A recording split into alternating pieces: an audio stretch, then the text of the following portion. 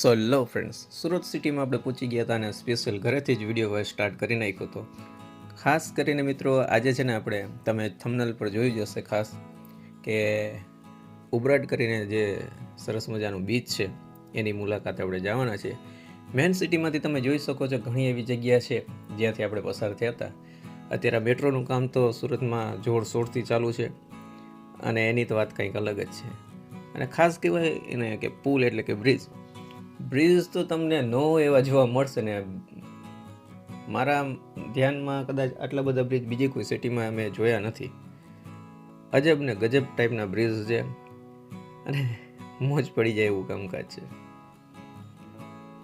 તમે જોતા જ છો ડિસ્પ્લે ઉપર. સાથે સાથે ખાસ ગજબના સર્કલ પણ છે ત્યાં. જેમ જેમ આપણે આગળ વધી રહ્યા હતા એમ કંઈક અલગ ને યુનિક વસ્તુ જોવા મળી રહી હતી. આ કંઈક મોલ ટાઈપનું પણ હતું, ત્યાંથી આપણે પસાર થયા હતા. સિગ્નલનું તો ભાઈ ખાસ કરીને પાલન કરવું જ પડે, સિટી છે એટલે સરસ મજાની. ત્યારબાદ આ સુંદર ગેટમાંથી પણ આપણે એન્ટર થયા હતા અને પુલ નીચેથી એન્ટર થઈને બીજી જગ્યાએ જે સામેના રોડ પર જવાનું હતું. સાયકલવાળું સર્કલ પણ આવ્યું હતું. ત્યારબાદ મેન હાઈવે ઉપર છે ને આ કંઈક ખૂબ જ ફેમસ છે, બટ એનું મને નામ નથી યાદ, પણ એ હાઈવે ઉપરથી આપણે એન્ટર થયા હતા. હવે તમે જોઈ શકો છો અહીંયાથી ઉબરાટ 20 કિલોમીટર બતાવે છે, નવસારી 12 ને વેશમાં કરીને 7 કિલોમીટર મેન હાઈવે પરથી.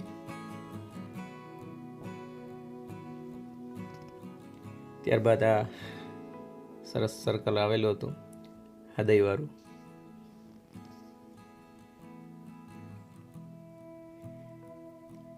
ફરી એકવાર આવી રીતના ગેટ પર આવેલો હતો, ન્યાય 20 જ કિલોમીટર લખેલું છે અને એમાંથી આપણે એન્ટર થઈને કન્ટિન્યુ રાખેલું હતું. આ અમારી ફેમિલીની ગાડી છે, આમાં અમારા ભાઈ અને એમની ફેમિલી છે.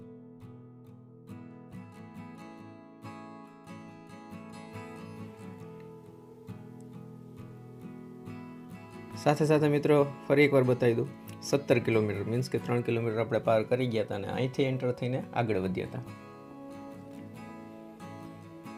ફેમિલી સાથે મોજ કરવાની કંઈક વાત જ અલગ છે. મારા જે ભાઈ છે ને, જ્યાં સુરત હું સ્ટે થયો છું, એમના અહીંયા કામ ચાલુ હતું લોંગ ટાઈમ પહેલાં ને સ્પેશિયલ અમને અહીંયા પિકનિક માટે આવ્યા હતા, તો મોજ અહીંયા જ કરવાના હતા. તમે જોઈ શકો છો બોર્ડ પણ મારેલું છે, અહીંયા કોઈ પણ જાતનું ફૂલ છોડને ટૂંકમાં એની પ્રોપર્ટીને નુકસાન કરવું નહીં. ખૂબ જ સુંદર મજાનું અને અલૌકિક માહોલ હતું.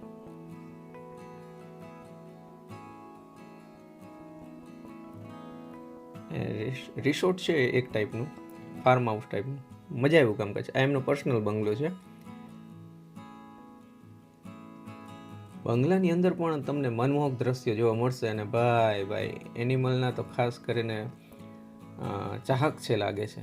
ઘણા એવા રિયલ ટાઈપના એનિમલ્સ, જેવું બાળક ચેક કરે છે કે ભાઈ મગર સાચું છે કે નહીં.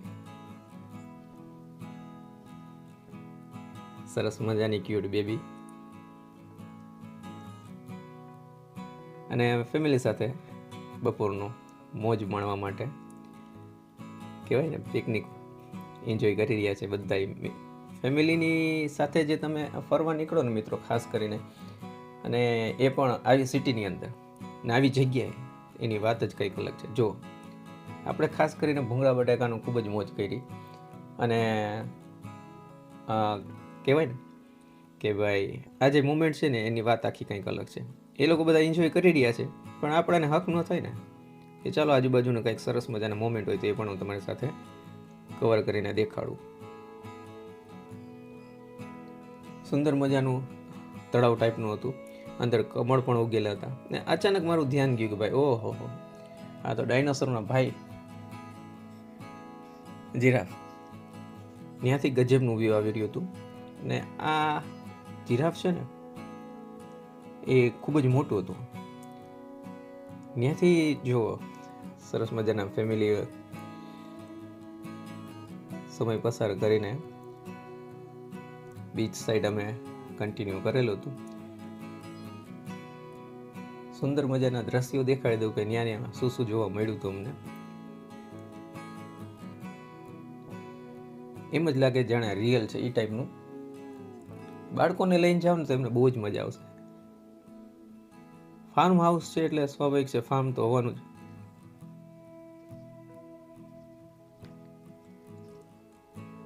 સુંદર મજાના દ્રશ્યો. ત્યારબાદ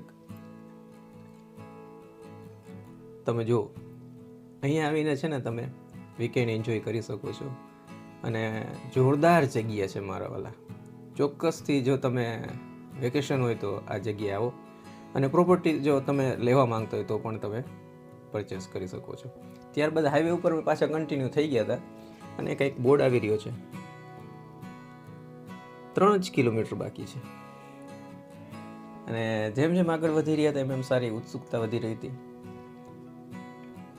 આ એક ગેટ પણ હતું ને આ બાજુમાંથી. અને ખાસ કરીને આ બોર્ડ જોઈને ખૂબ જ આનંદ આવી ગયો, કેમ કે વેલકમ ટુ ઉભરાટ કરીને લખેલું હતું. એટલે સમજી ગયા કે આપણે પહોંચવા આવ્યા છીએ.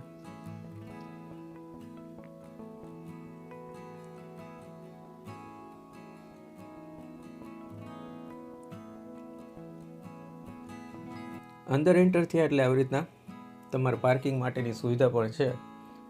તમે કોઈ પણ જાતનું સાધન લઈને આવ્યા હોય તો ત્યાંની જે લોકલ પબ્લિક છે એ કંઈક પૈસા પણ લેતા હોય છે ને પાર્કિંગ કરવા દેતા હોય છે.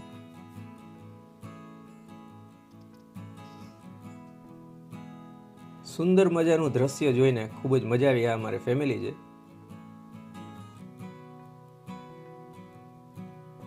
અને જેમ જેમ આગળ વધી રહ્યા હતા, સરસ મજાનો ઠંડો પવન અને માણસો એન્જોય કરી હતા, એને જોઈને જ આનંદ આવી ગયો. સાંજ પડવા આવી હતી એટલે સ્વાભાવિક છે પાણી બહુ ઠંડુ હતું.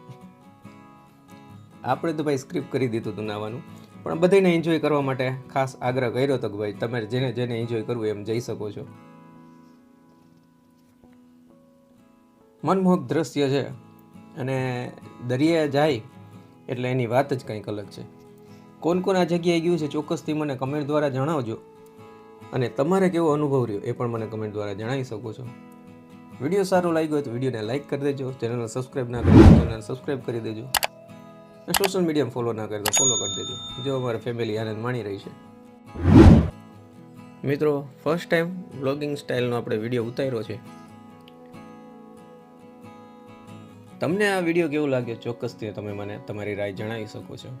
અને જો લાસ્ટમાં કહેવાય ને હાઇલાઇટ એન્ડમાં બતાવું છું કેટલી સરસ મજાની ફેમિલી અમારી એન્જોય કરી રહી છે. તો મિત્રો, વિડીયોને હવે આપણે વિરામ આપીએ અને ખાસ કરીને તમારા જે કંઈ રિવ્યૂ હોય મને જણાવી શકો છો.